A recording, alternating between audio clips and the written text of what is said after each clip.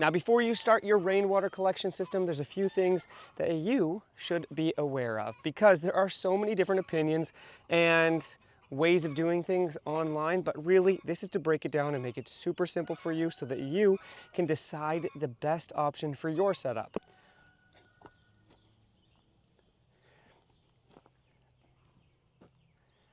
Now, the second thing is gutter system. You're going to have to be able to collect the water from the surface and start channeling it somewhere. This one is pretty self-explanatory and simple. Whatever you want to do up here, you can do this to bring the water to the next stage. We don't need to go over that much more. You've got that. But the next one is a little bit more important. And there's a huge thing to consider from the very start: the surface that the water is collected from. Right now, our water on this roof is collected from a metal roof. We feel okay and comfortable with that because there's not very many chemical leaching from there, or like the chemical whatever is going to be as minimal as it possibly could be from many different surfaces. But there are shingled roofs, and those shingled roofs that are based off of tar or some other things have a lot of chemicals that leach out. There are times when you could see a dark tinted water or almost a tea-colored water, depending on whatever surface you're collecting from. And that's not from dirt. That's just from the leaching of the chemicals from the surface that the water's coming from. So, like I said, the very first thing that you have to do is to consider the point of contact that the water hits and then runs off into your collection flow. If you have some sort of roofing material that you're not quite confident about, maybe it's not ceramic or metal, then there are some options. You can build your own collection metal tin roof that's specifically designed just for collecting the water. And you could build your own just flat surface with slight angle enough to grab the water as it's falling and collect it into some sort of barrel system, which we'll get into pretty soon. Now, the second thing is gutter system. You're going to have to be able to collect the water from the surface and start channeling it somewhere. This one is pretty self-explanatory and simple. Whatever you want to do up here, you can do this to bring the water to the next stage. We don't need to go over that much more. You've got that. But the next one is a little bit more important. This tubing system is the next most important part. So it comes from your gutter system, it then flows down into your tubing system that's going to bring it into your collection source, your barrel, your bin, whatever it is. But this is actually super important. One of the major things is, as the water comes down and into its collection source, into these tubes, you want to stop these large particulates from going in there. This will help the whole system in the long run, and I have it set up to where it'll catch them and make it easy for me to clean out. You can buy some sort of trap like this, but I just made mine out of some leftover hardware cloth that I had lying around. From here, you then have a long tube that goes all the way down to the floor or just down. So this one fills up completely with water. And this thing is called your first flush. This thing is super important because it takes any, I don't know, like bird poop or any particulate matter that got stuck up there, made its way into the system, past this gate, and it goes down and it gets trapped into the tube. There are different methods of doing this where you can get a ball that's kind of the size of some sort of ball valve that will stop like say, just imagine a tennis ball. That'll flow up and then block off the portion right here so it won't let any of that particulate up, and then the rest of the water will flow this way. Inside of this system, I don't actually have that, which is a good way for me to show you exactly what's happening inside of here. Inside, we could see that the water from the rain that's happening right now has filled up this tube and then is going to start backflowing this way. And once it overflows, it goes down this tube and into the collection source. This is all the back storage where all the mostly clean water is going to be. I have not been using the water and filling up into that bin pretty much at all for the past, I don't know, 6 months. It's been a while. So I haven't been down here to check to make sure that this tube actually needs to be cleaned out. And clearly it does, because the water looks pretty messy inside of here, which then leads us to the next part of the first flush system. Now at the bottom of this tube, we have a twist off valve. I don't want to do it right now because it will splash all over me. And the other part is there needs to be some sort of hole at the bottom to make it super easy. Just drill a hole that's big enough to let water out, but will also not be so quickly draining out that it won't let this tube fill up. So you kind of have to find the balance for the area that you're at. The other thing that you could do is have a twist on and off valve system down here so that you could just twist it, it'll let the flow come out, and you could drain out the system. I did it another way with this way, so I could take the tube off of here and totally spray out, flush the system for any of the algae that you might see that could get stuck into here, or dirt or debris. This all can get cleaned out very easily, so it's not just on that valve system. That's why I actually have this twist off right here. Again, I'm not gonna do it.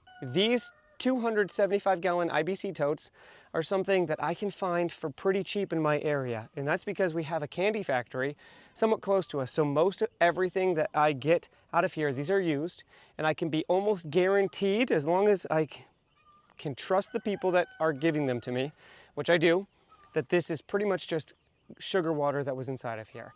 You really gotta make sure that this didn't have anything or chemicals or anything that can hurt you, your plants, whatever you're doing with it. But you don't have to go as big as a 275 gallon IBC tote either. You could find these smaller water collection barrels. You could find maybe an older one that's all wood that was, I don't know, the point that I'm making here is that you could get clever on how the water goes in to a barrel, some sort of thing that you're gonna hold the water in. The good thing about these blue barrels is that they don't really let a lot of light in, and it's light that you wanna keep out of your rain collection, because if not, algae will take over inside of here, and you won't have this fresh water that's clear. What you'll have is this green algae water. That's one reason why on the 275 gallon IBC totes we have these covers that go over it, and it blocks out pretty much most of the light, and we don't have to worry about algae taking over. You also want some sort of screen to go over this part where the water is going in, because you don't want mosquitoes or anything going inside of here and taking over. So a lot like that hardware cloth I showed you before, you can cover that, cut a hole in it, and somehow get the water to go inside of here while not letting any more debris or mosquitoes or that kind of things. You really want to make sure that that is a priority, not letting anything inside of here. You also have to let the system breathe. What I mean by that is water goes in, air needs to go out because there's a displacement there.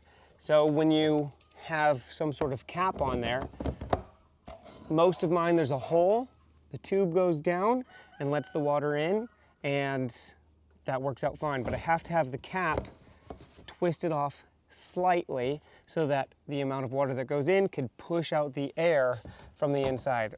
If not, we're gonna have some problems with filling it up.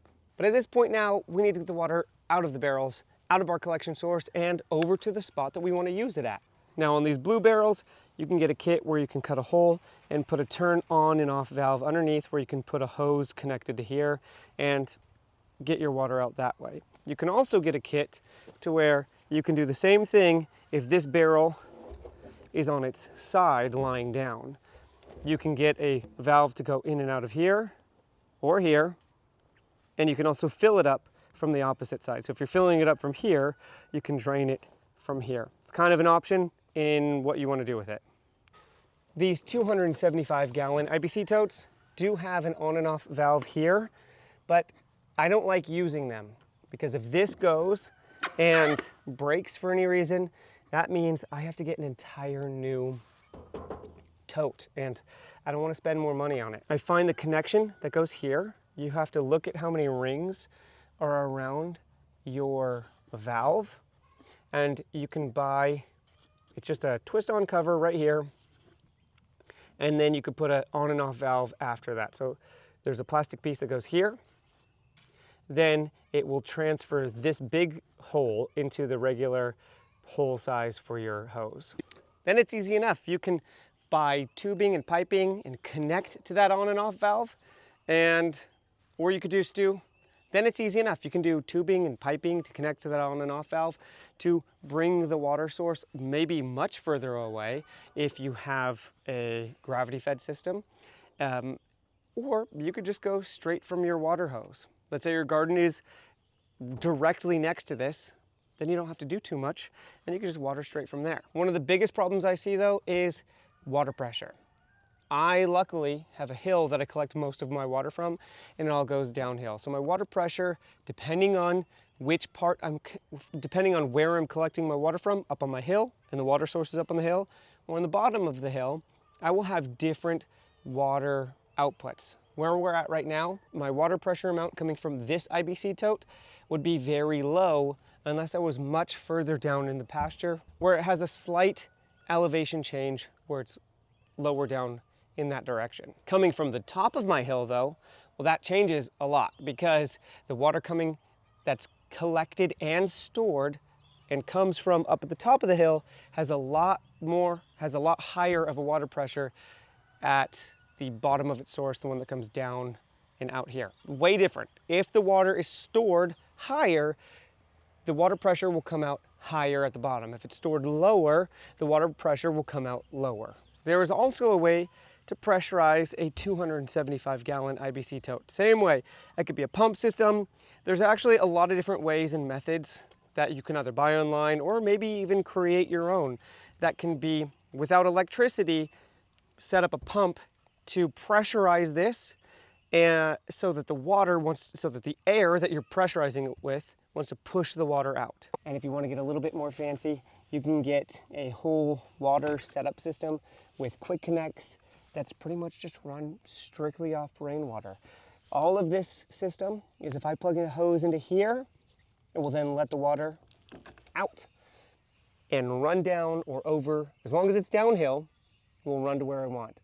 Or if I pressurize the system, but I don't have to pressurize it. And if you want to see my rainwater collection system, which I have a video that I call the ultimate rainwater collection setup, check it out. It'll be linked at the very end. Go ahead and watch it. Thanks for being here, and I really hope that this does help you in deciding what you want to do and what you think is best for your setup. See you later.